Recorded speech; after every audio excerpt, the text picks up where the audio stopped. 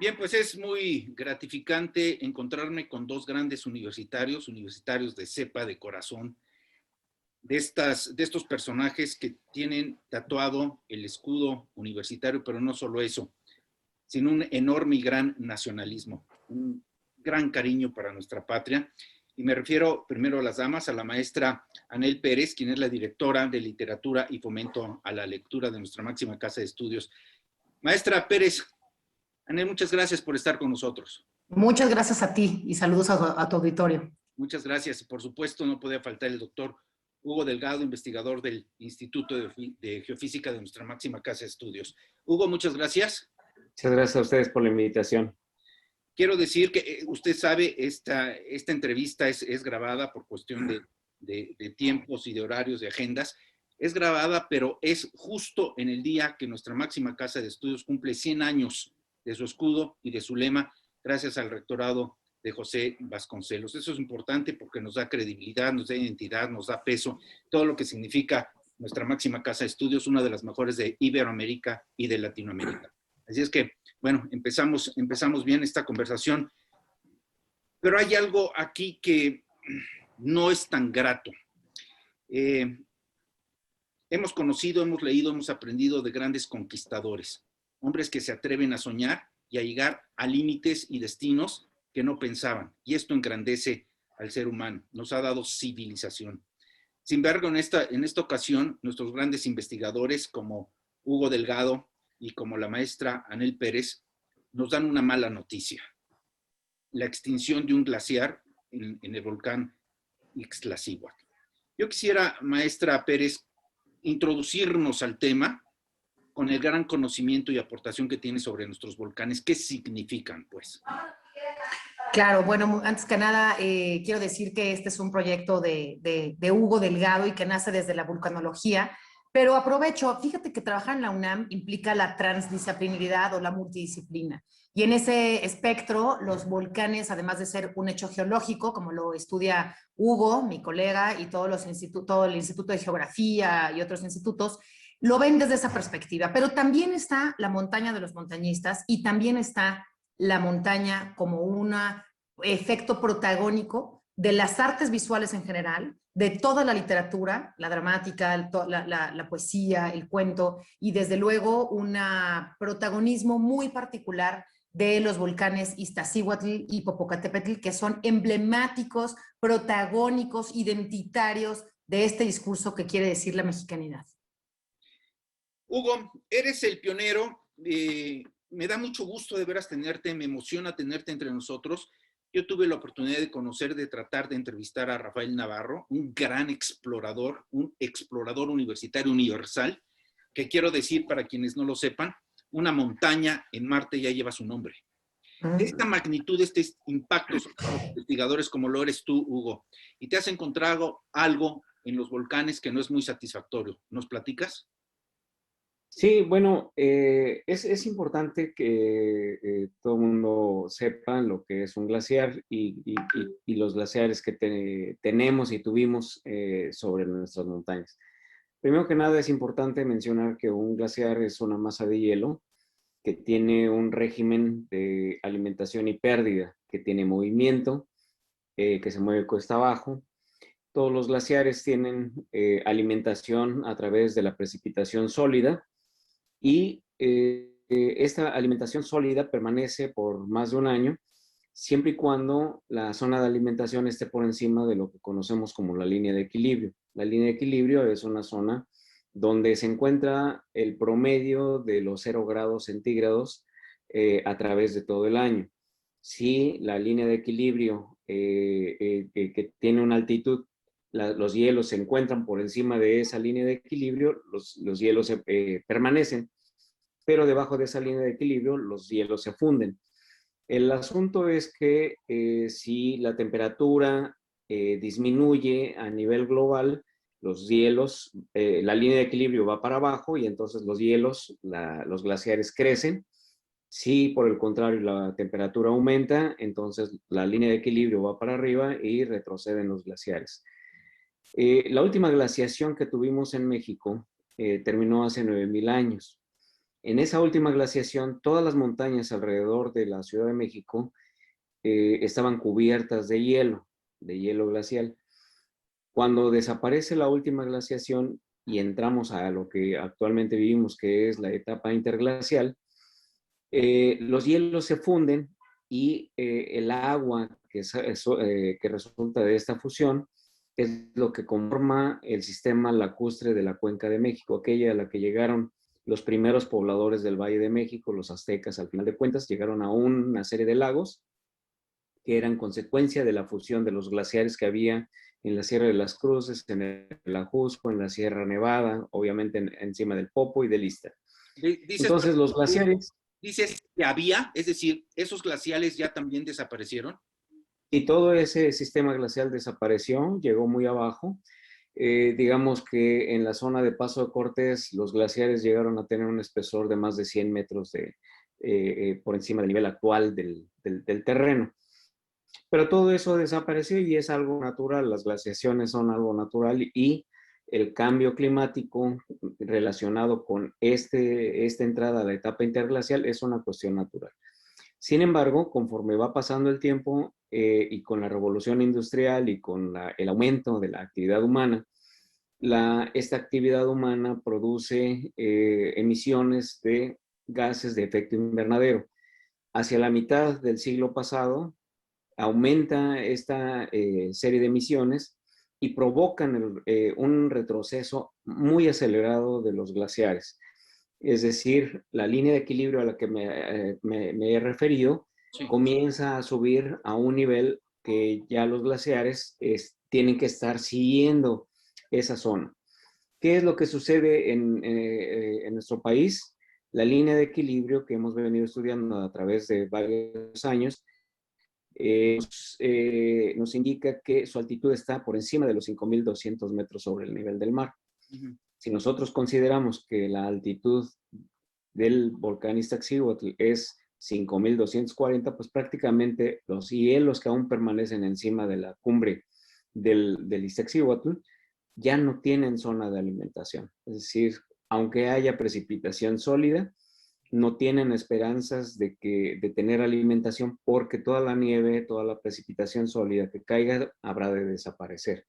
Y esa es básicamente la razón por la que al final de cuentas tenemos sistemas glaciares que son sumamente vulnerables porque la línea de equilibrio ya está por encima del nivel de la montaña. Y adicionalmente, el ritmo con el cual retroceden los glaciares es, como decía yo, de una manera tan intensa que en las primeras 2 décadas de este siglo se llamó la atención por parte del Servicio Mundial de Monitoreo de Glaciares con una publicación que hicimos todos los corresponsales nacionales en el que advertíamos que el retroceso glacial, no solo en México, sino a nivel mundial, estaba siendo de una manera sumamente preocupante. No solamente en México han desaparecido glaciares, sino en diferentes partes del mundo, en Latinoamérica obviamente, pero también en los Alpes y en el Himalaya han venido retrocediendo los glaciares y algunos glaciares han desaparecido. Maestra Pérez, ¿cómo podemos representar lo que nos ha explicado el doctor Hugo Delgado, esta gravedad ambiental? ¿Cómo la podemos representar a nivel cultura, a nivel literatura, para poderlo entender? Perdóname, es interesante tu pregunta, porque Iztaccíhuatl es un nombre que todavía nombramos en náhuatl, igual que Popocatépetl, y cada vez que nombramos esos volcanes estamos haciendo referencia a los mitos y leyendas que hay alrededor de estos volcanes. Y permíteme detenerme en la palabra Iztaccíhuatl, que es una mujer dormida, una mujer a la que hacemos referencia siempre que estamos en la montaña, hablamos de las rodillas, de la panza, del pecho, que es la cumbre. Y en este caso, toda esta visión de una mujer dormida con mantos blancos, con glaciares, nevada, se acabó. Es decir, un hecho geológico va a tener un impacto en lo cultural porque todas estas referencias a una mujer que duerme cubierta de un manto blanco ya no va a estar. Ahora es otro tipo de mitología la que tendría que acompañar esta leyenda de los volcanes y el glaciar al que se está refiriendo el doctor Delgado se llama el glaciar Ayoloco, y Ayoloco en náhuatl quiere decir el lugar del corazón del agua, eso quiere decir Ayoloco. Es absolutamente estremecedor, al menos a mí me parece, estar ahí en las huellas de que dejó el volcán, porque el sitio que escogió Hugo para poner la placa, que ahora quizá valdría la pena decir qué dice la placa, porque me pareció interesante la redacción que decidió Hugo, está colocada en una roca que tiene las estrías que van marcando la desaparición o la retracción del glaciar y dejó la huella. Entonces, es muy estremecedor, como he dicho, y desde la cultura lo sentimos como una pérdida gigantesca, porque toda esta blancura que vimos en Doctor Atl, en José María Velasco, en las fotografías de Salas Portugal, bueno, en el telón que está en el Palacio de Bellas Artes, el más importante, cuyo protagonismo son justamente los volcanes con sus glaciares, pues ya se ha perdido. Entonces, esto implica también una modificación en las cuestiones identitarias, en el código visual de los mexicanos. Y eso, desde luego, nos estremece también desde la literatura, donde también hay mucho que hacer. A ver, maestra Anel Pérez, antes de que me conteste de manera técnica el doctor Hugo Delgado, la pregunta concreta es, hoy la imagen física, el primer impacto visual que vamos a tener de los volcanes, ¿van a ser montañas áridas? Tierra, café, piedras, arcilla, arena, eso es lo que ves en ese lugar.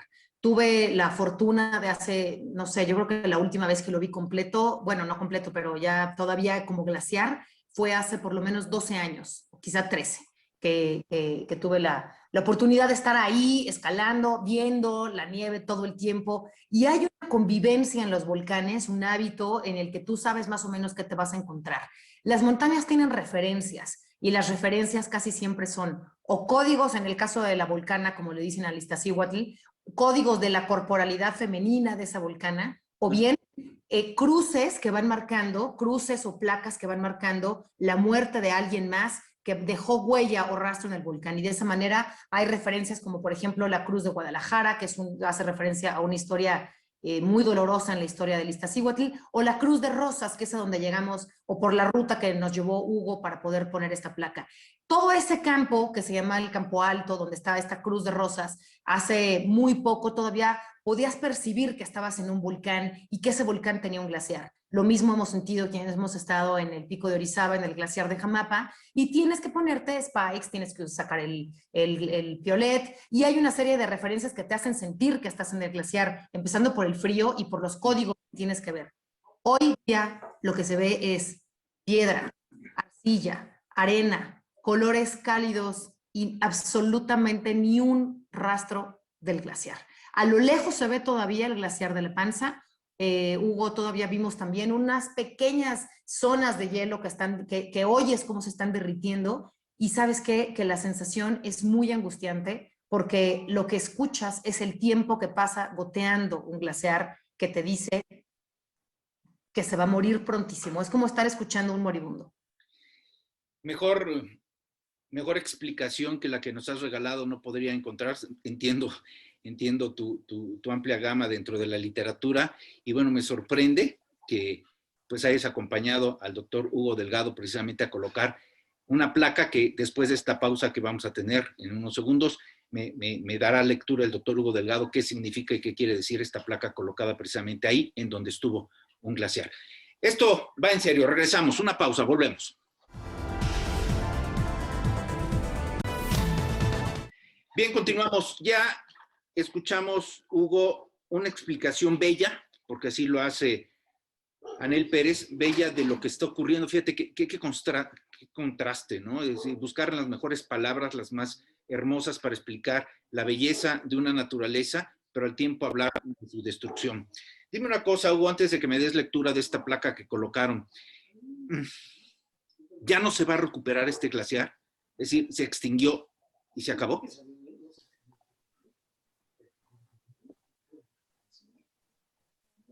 De un glaciar. Digo, las posibilidades siempre existen de poder tener una regeneración. Si la temperatura promedio anual en la altitud fuera bajando de manera sistemática. Sin embargo, lo que vemos es que con la información con la que disponemos, es por el contrario, la temperatura promedio anual va subiendo, digamos, la temperatura a 0 grados que permitiría la congelación anual de la precipitación sólida, pues cada vez va más arriba. Entonces, realmente con las condiciones que conocemos, no hay posibilidades de tener una regeneración de los glaciares. De 11 glaciares que tenía a finales de los 50 el Iztaccíhuatl, hoy en día quedan 3. Y el último que desapareció, de esos 8 que desaparecieron, fue precisamente el Ayoloco. Ahora, no entiendo, no entiendo, Hugo, cuál es el impacto que vamos a tener en este país por la desaparición de este glaciar.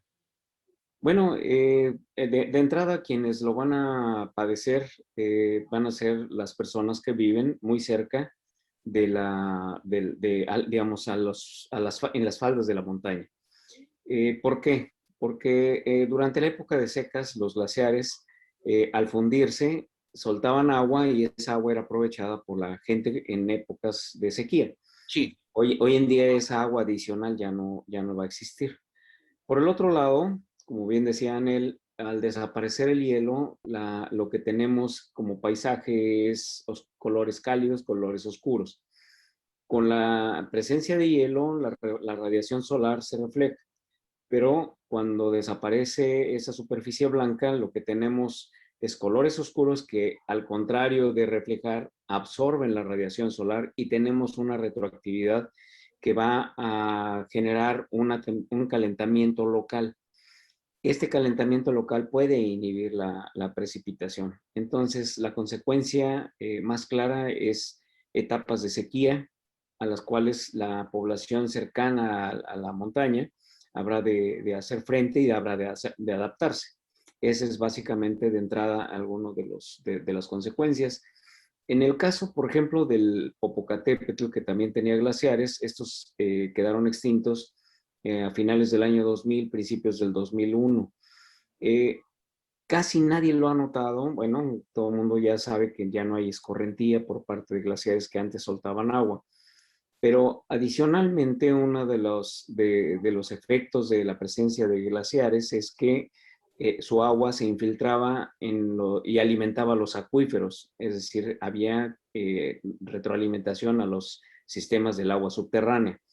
Como todos sabemos, Puebla ha crecido mucho y las zonas urbanas que han crecido son alimentadas mediante la extracción de agua subterránea a través de pozos. Sí. Pero esos mantos acuíferos ya no tienen recarga por parte de estas masas de hielo, lo cual quiere decir que están extrayendo una agua que ya no va a tener regeneración y cuyos efectos los vamos a ver en el futuro. ¿Estamos hablando de sequías entonces? Sí, temporadas de sequía, pues en el mediano plazo. Y esos son los efectos. Yo te rogaría, doctor Hugo Delgado, si nos posibilitas la lectura de la placa que tanto la maestra Anel Pérez como tú colocaron, pues allá arriba, en el volcán. Sí, claro, con mucho gusto. Esta placa dice así. A las generaciones futuras. Aquí existió el glaciar Ayoloco y retrocedió hasta desaparecer en 2018.